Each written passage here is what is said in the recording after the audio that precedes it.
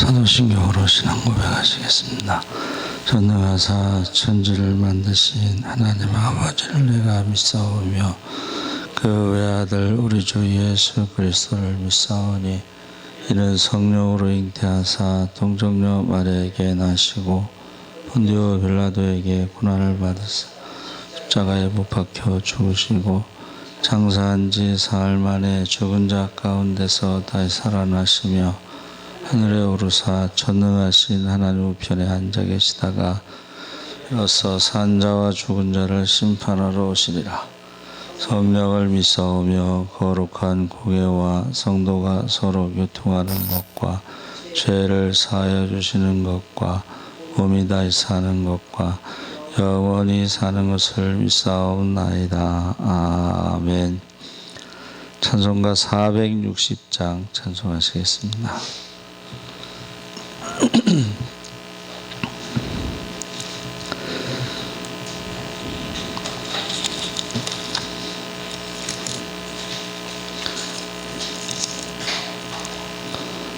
460장 1절 2절을 찬양하시겠습니다.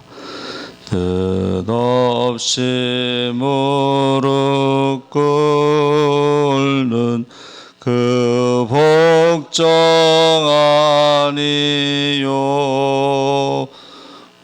운명에 맡겨 사는 그 생활 아니라 우리의 믿음 치솟아 독수리 날듯이 주 뜻이 이루어지다 외치며 사나니 약한 자 힘 주시고 강한 자 바르게 주한 자 정케함이 주님의 뜻이라. 해 아래 압박 있는 곳 주 거기 계셔서 그 발로 막아 주시어 정의가 사나니. 아멘. 하나님 말씀은 출애굽기 23장 1절에서 9절까지 말씀을 보겠습니다. 116쪽에 있습니다. 구약 성경 116쪽에 있습니다. 23장 1절에서 9절까지 말씀을 우리 다 같이 읽겠습니다. 너는 거짓된 풍설을 퍼뜨리지 말며 악인과 연합하여 위증하는 증인이 되지 말며 다수를 따라 악을 행하지 말며 송사의 다수를 따라 부당한 증언을 하지 말며 가난한 자의 송사라고 해서 편벽되이 두둔하지 말지니라. 내가 만일 내 원수의 길 잃은 소나 나귀를 보거든 반드시 그 사람에게로 돌릴지며 내가 만일 너를 미워하는 자의 나귀가 짐을 싣고 엎드려짐을 보거든 그것을 버려두지 말고 그것을 도와 그 짐을 부릴지니라. 너는 가난한 자의 송사라고 정의를 굳게 하지 말며 거짓 일을 멀리하며 무죄한 자야 외로인 자를 죽이지 말라. 나는 악인을 의롭다 하지 아니하겠노라.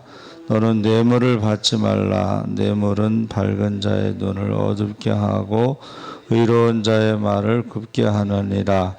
너는 이방 나그네를 압제하지 말라. 너희가 애굽 땅에서 나그네 되었었은즉 나그네의 사정을 아느니라. 아멘. 할렐루야. 잘 오셨습니다. 좋은 아침입니다. 감사합니다.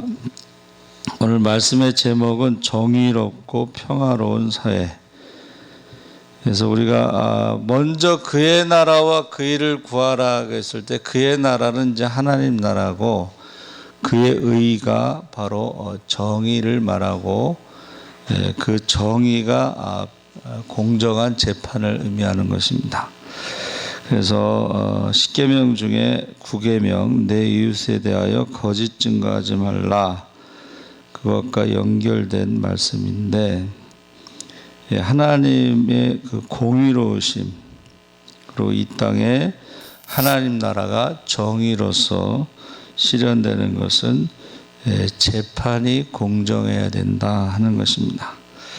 그래서 우리 1절 말씀에 하지 말아야 할 말이 있다. 그래서 너는 거짓된 풍설을 퍼뜨리지 말며 악인과 연합하여 위증하는 증인이 되지 말며. 그래서 지금 가짜 뉴스라는 말이 많이 나오는데 그 우한 폐렴이 작년 2월 2일 날 들어왔는데 사실은 처음에 그것이 못 들어오게 하다가 그 며칠 상간에 바뀌어서 들어왔어요. 그리고 이번에도 8월 10일 날 10만 명이 들어왔고 공식적으로 9월 10일 날부터 비행기가 우한에서 들어옵니다. 근데 왜 그거를 막지 못하는지 이유를 말해주지 않고 있어요. 그런데 이게 작년 8월 15일 집회가 있었고 작년 10월 3일에도 집회가 있었습니다. 굉장히 많이 모였는데 3월 1일 날도 그 집회가 있었어요. 그런데 그때는 우한 폐렴이 없었죠. 근데 이제 2월 2일서부터 지금 우한 폐렴이 들어왔는데 그거를 이제 어느 한 교회와 어느 목사에게 그 책임을 묻습니다. 그런데 거의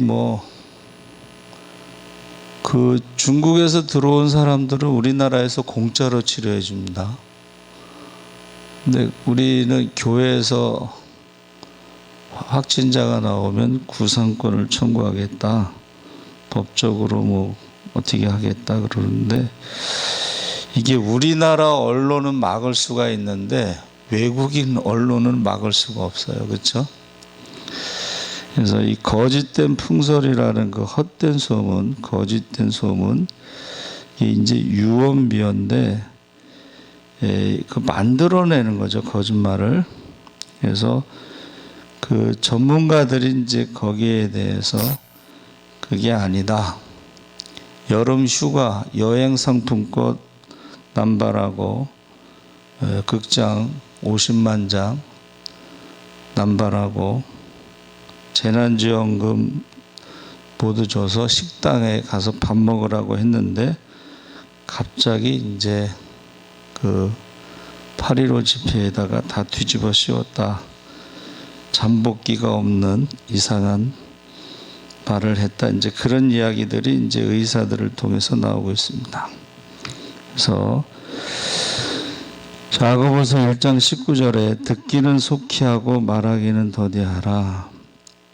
사람에게 2개의 귀와 1개의 혀를 주신 것은 많은 것을 듣고 말하는 것은 적게 하라. 그런 의미로 해석할 수가 있습니다. 그래서 이 사람이 완전할 수는 없지만은 말에 실수가 없으면 완전하다 그랬습니다. 그래서 항상 양쪽 말을 들어봐야 돼요. 항상 한쪽 말만 들으면 안 되고 양쪽 말을 들어야 됩니다. 그래서 우리가 거짓말을 퍼뜨리는 것은 10계명에 9계명에서 죄로 말하고 있습니다. 그러니까 하나님 앞에 가서요, 심판받을 때 말하는 것을 가지고 심판받는다 그랬어요.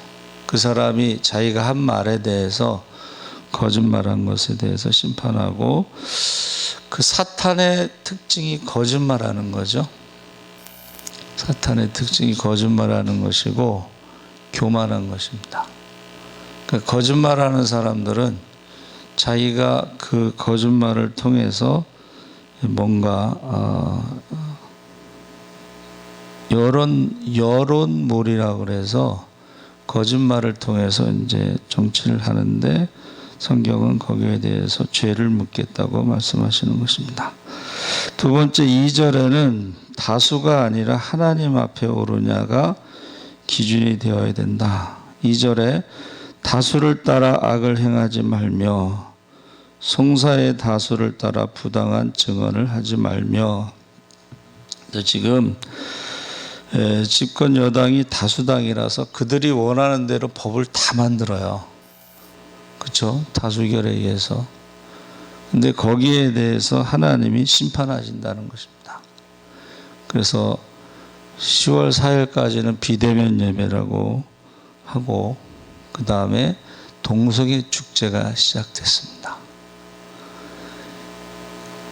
동성애 축제가 시작됐고 비대면 예배를 10월 4일까지. 근데 교회 협의회에서 지금 협의해서 비대면 예배 중에 인원수를 제한하는 300명을 기준으로 300명 이상 되는 교회는 50명까지 예배 드릴 수가 있고, 300명 미만은 20명까지 예배 드릴 수 있는데, 공간을 달리하면 또 예배 시간을 여러 개로 나누면 20명씩 계속 모일 수가 있어요. 5번 모이면 100명까지 예배 드릴 수가 있는 거고, 공간이 2개면 40명까지 예배 드릴 수가 있습니다. 근데 이것이 어떤 분들은 이게 지금 교회의 예배를 나라에서 결정하는 좀 안 좋은 방향으로 갈 수도 있다. 그러니까 언제든지 예배 드리지 말라 그러면 못 드리고. 그런데 이제 문제는, 더 큰 문제는 뭐예요? 거기에 동의하는, 그것을 따르는 큰 교회 목사들이 원래 비대면 예배다. 예수님은 뭐예요? 예수님은 회당에서 설교하셨죠? 사도 바울도 회당에서 설교했죠? 그거 비대면 아니고 대면이죠. 예수님하고 얼굴을 마주보고 예배 드린 거잖아요. 근데 원래 비대면이다. 하나님은 영이시니까는 본 사람이 없으니까 비대면이다. 그럼 구약의 제사장들은 뭐예요? 레위인들은 뭐예요? 신약의 예수님과 사도들은 뭐예요? 그러니까는 그냥 억지로 그냥 맞추는 거예요. 원래 비대면이다. 그래서 그 교회는 계속 비대면 하는지 모르겠지만은, 우리 친구 중에 하나가 교회가 미안합니다. 저희 교회는 비대면 예배를 드립니다. 그래 놓고 9월 27일 날 임직식 한다고 문자가 왔어요. 모순이죠. 그래서 제가 답장을, 10월 4일까지 비대면인데 9월 27일 날 임직식 하면 어떻게 하냐. 또 300명 미만은 20명인데 임직식 하면 어떻게 하냐. 답장이 없어요. 그게 모순이라는 거예요. 코로나 오기 전에는 비대면이란 말 한마디도 안 했잖아요. 근데 코로나 오고 나서 정부에서 비대면 예배 발표하고 나서 원래 교회는 비대면이라. 코로나 오기 전에는 아니고, 코로나 끝나고 나서는 어떻게 말할지 모르겠어요. 그리고 어떤 분이 원래 그 전염병이 있으면은 비대면이다. 전염병이 있을 때는 그 문둥병자를 격리시켰죠. 예배가 없어진 게 아니고 격리를 시킨 거예요. 그러니까 참 그때 달라요. 지금 코미디 프로그램이 다 없어졌죠. 그게 이제 정치 풍자가 들어가서 그런 것 같아요. 그때 달라요. 그리고 비상대책위원회, 여러분 기억나시는지 모르겠지만 항상 비상대책위원회가 나오는데 대책이 안 쓰는 거죠. 그러니까 우리가 지금 하나님 앞에요, 다수를 따라 악을 행하는 것을 심판하신다고 그랬어요. 마가복음 15장 6절에서 15절에 예수님을 사형시킬 때 종교 지도자들이 충동질해서 십자가에 못 박으소서. 근데 빌라도가 뭐라 그랬어요? 이 사람 죄가 없다고 그랬어요. 그리고 나서 머리를 쓴 게 뭐예요? 바나바냐 예수냐. 근데 그들이 바나바를 선택했어요. 다수의 선택. 바나바, 강도, 유명한 죄수. 그리고 예수님을 죽였죠. 그래서 요즘 우리 기독교가요, 가장 큰 위기에 와 있다. 뭐냐면 예배 드리는 것이 비정상이고 나쁜 거고, 온라인으로 영상 예배 드리고 비대면 예배가 새로운 기준이 될까봐, 정부에서 시키는 대로 해야 되는 것을 기준이 될까봐 가장 큰 위기다, 이렇게 말하고 있습니다. 그래서 지금 복음이 들어온 지 136년이 지났는데 최대의 위기다. 상식적으로 식당에서 밥 먹는 것은 괜찮고 교회에서 점심 한 끼 먹는 것은 문제가 되고, 결혼식에 50명은 밥 먹고 비대면 예배를 드려야 되고, 교회에서 동조하는 사람들이 있다는 것이, 분열되는 것이 가장 큰 문제라고 생각합니다. 그래서 저와 여러분이 우리는 하나님 말씀대로 기준을 삼아죠. 다수를 따라 악을 행하지 말라. 그것이 하나님 말씀입니다. 어떤 여인이 시집을 갔어요. 근데 남편이 얼마 살지 못하고 죽었어요. 시댁 식구들이 뭐라 그래요? 남편 잡아먹은 년. 시댁 식구들이 다 남편 잡아먹은 년이라고 하는데, 친정엄마가 왔어요. 친정엄마는 뭐라고 했을까요? 내 잘못이 아니야. 내 잘못이 아니야. 이렇게 위로해 주었습니다. 그래서 어떤 목사님이 교회가 미안합니다는 사람들에게 해야 될 것이 아니고 하나님 앞에 우리가 무엇인가를 잘못했기 때문에 하나님의 채찍을 지금 맡고 있다. 채찍에게 미안하다고 하는 게 아니고 하나님께 해야 된다. 그래서 첫째는 한국교회가 주님께 소망을 두지 않고 이 세상에 소망을 뒀음을 회개해야 된다. 물질과 출세와 좋은 대학과 권력에 소망을 두고 너무 세속화됐다는 거예요.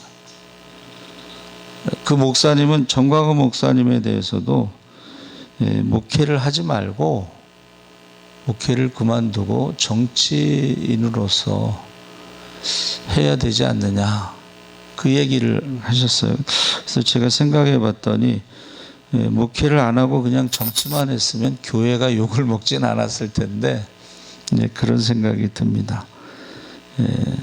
사람들이 이제 저에 대해서 목사님 생각은 어떠세요? 우리 이동우 집사가 이제 물어보더라고요. 근데 저는 제가 학교 다닐 때 총학생장 후보로 이제 나갔는데 뇌진탕으로 쓰러졌어요. 이제 지방에서 체육대회 하는데 점심 먹고 줄달리기를 하다가 급체를 했나 봐요. 화장실에 가서 갑자기 꽝 소리가 나는데 그대로 뒤로 넘어져서 이제 이게 도끼다시라고 그래서 그 시멘트 거기에 꽝. 그래서 이제 가서 사진을 찍었는데 아무 이상은 없었지만 그때 생각을 했어요. 아, 이게 하나님 뜻이 아닌가 보다. 이제 그 당시에 총학생장은 데모하고서 잘리는 게 이제 총학생장이 하는 일인데, 그때 제가 사표를 냈어요. 총학생장 저 안 나갑니다. 근데 대학원 때 이제 면접을 보는데 물어보더라고. 서울신대 요새 데모 많이 하죠. 그 데모를 하니까 수업을 안 하고 점수가 안 나오잖아요. 히브리어 같은 경우는 한 번 딱 첫날 강의 듣고는 강의를 못 들었어요. 히브리어 글자를 모르는 신학생들이 많았어요, 그때. 그래서 제가 대학원 인터뷰 때 그랬어요. 그 데모하는데 사명 받은 사람은 목숨 걸고 데모해야 되고, 저는 거기에 사명이 없고 목회의 사명이 있습니다.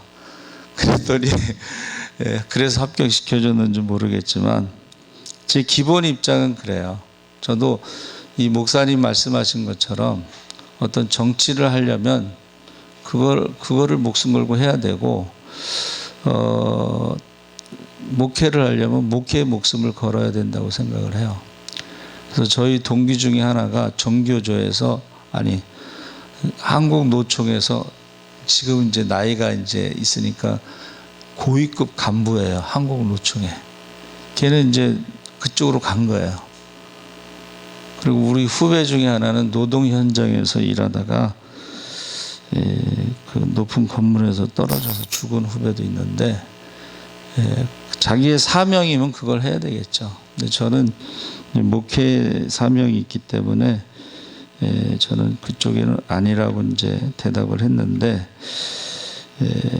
교회가요 너무 세속화됐다. 두 번째는 하나님의 백성으로 마귀가 다스린 세상에 치우쳐 살았다. 우리가 천국 시민권자인데 너무 세상에 치우쳐 살았다. 셋째는 교회가 너무나 배가 불르고 이웃을 돌아보지 못했다. 사회적인 책임을 외면했다. 이 세 가지에 대해서 하나님에 대해서 회개해야 된다. 세 번째는 아까 말씀드린 것처럼 3절, 6절, 8절에 공평한 재판을 해야 된다. 그래서 가난한 자의 송사라고 해서 편벽대에 두둔하지 말고, 정의를 굳게 하지 말고 뇌물을 받지 말라. 그래서 하나님 나라는 정의, 공평. 네, 여러분 뉴스에 다 나오는 거죠.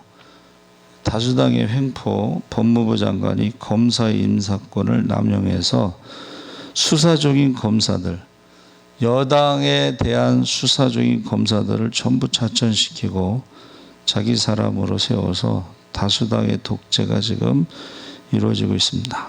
그래서 감사원장이 이것을 감사하겠다, 그런 말을 하고 있어요. 그러니까 지금 뭐 추미애로 시작해서 추미애로 끝났어요. 국회가 완전히 그 청문회처럼 됐는데 엉뚱한 데서 이게 터졌어요. 공무원들이요 5만 원 이상 접대를 받으면 뇌물로 인정한다. 근데 추미애 장관 딸 식당에서 250만 원을 쓴 것은 선거법 위반이다. 아들 문제에서 엉뚱하게 선거법 위반으로 지금 터지고 있습니다. 그래서 이거 가난하건 부자건 배웠건 못 배웠건 무시하면 안 되고, 사람을 존귀한 하나님의 형상으로 대해야 된다. 네 번째는 공평하고 평화로운 사회는 법이 아닌 사랑으로 이루어진다. 이게 지금 법을 만들어서 법으로 막 밀어붙이잖아요. 그거는 하나님 나라가 아니고 사랑으로 이루어지는 나라가 하나님 나라다. 그래서 거기 보면 4절 5절에 원수의 길 잃은 소나 나귀를 보거든 반드시 그 사람에게로 돌릴지며, 내가 만일 너를 미워하는 자의 나귀가 짐을 싣고 엎드려짐을 보거든 그것을 버려두지 말고 그것을 도와 그 짐을 부릴지니라. 그래서 우리가 법으로 하는 것은 한계가 있어요. 그렇죠? 그리고 자기들은 안 지키잖아. 청와대하고 국회의원하고 이 사람들이요, 지금 부동산이 너무 많아요. 그래서 정리하라고 그랬더니 정리를 하지 않고 사표를 내버렸어요. 그렇지. 청와대에서 월급 받으면 얼마나 되겠어요? 그러니까 그 부동산을 정리 안 하고 사표를 냈어요. 자기들이 지키지 않는 거야. 그러니까 이 법이란 건 가장 낮은 단계. 불효자법 아시죠? 아니, 효도를 안 한다고 법으로 강제로, 예? 아들 그 월급에 압류가 들어가서 법적으로 뭐 30%인가 얼마를 받을 수가 있어요. 그래서 제가 어느 권사님 모시고 이제 동사무소 가서 딱 좀 도와달라고 했더니 컴퓨터를 딱 치니까 아들 월급이 딱 뜨더라고.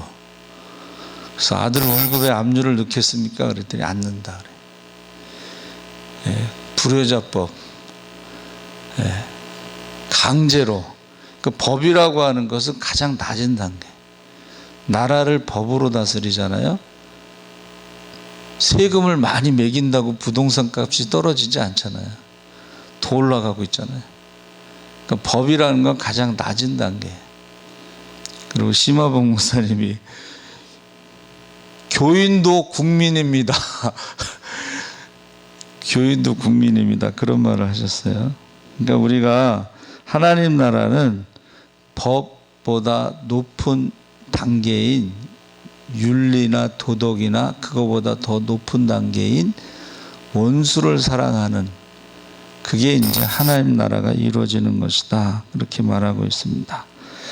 그래서 사실은 자식이 잘못한다고 이쁜 자식만 먹이지는 않죠. 그렇죠? 미운 놈 떡 하나 더 준다고 부모가 자식을 살아가는 데는 차별이 없어야 되겠죠. 또 대통령도 차별이 있으면 안 되죠. 다 같은 국민이고 다 같은 자식인데 그것을 이제 많은 사람들이 이야기하고 있습니다. 그런데 그게 쉬운 건 아닌가 봐요. 왜냐하면 자기를 욕하는 사람을 사랑하는 게 쉽지는 않겠죠. 그런데 우는 놈 젖준다고 대통령이 좀 많은 사람들의 말을 귀를 잘 기울였으면 좋겠다. 그런 생각이 듭니다. 그래서 지금 우리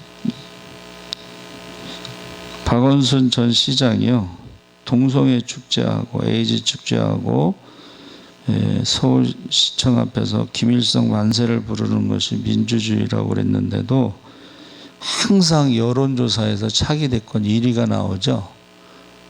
그게 바로 좌파 언론이 조작하는 것이라는 거예요. 좌파 언론이 조작하는 것. 그래서 이 드루킹 여론조사 뭐 여러 가지가 나중에 이게 다 드러난다는 거예요. 그래서 우리가 나라 민족을 위해서 기도할 때에 하나님을 두려워하도록 하나님 앞에 다 드러난다는 거예요. 거짓말하는 것도 드러나고 다수당의 독재도 드러나고 그리고 정의가 실현되지 않은 것 그런 것이 다 드러난다고 그랬습니다. 그래서 저는 그런 생각이 들더라고요. 문재인 대통령이 제일 힘들고 불쌍하다. 얼마나 스트레스를 많이 받을까 그 생각이 듭니다. 여러분 그래도 우리나라 대통령이니까 사랑하고 기도해 주시기 바랍니다. 아멘. 살아계신 하나님 아버지, 우리가 정의롭고 평화로운 사회는 하나님 말씀대로 거짓말하지 말아야 됩니다. 그리고 가난하다고 부자라고 해서 우리가 재판을 잘못해서도 안 되고 뇌물을 받고 해서도 안 되고 다수당의 권력을 가지고 해서도 안 된다는 것이 하나님 말씀입니다. 우리가 하나님 앞에 서는 것을 두려워하게 하시고 하나님 앞에서는 공평한 공의와 정의의 심판이 있을 것입니다. 하나님 앞에 서는 것을 두려워하게 하여 주시옵소서. 또 교회가 분열과 분쟁이 일어나지 않도록 나라 민족이 분열과 분쟁이 일어나지 않도록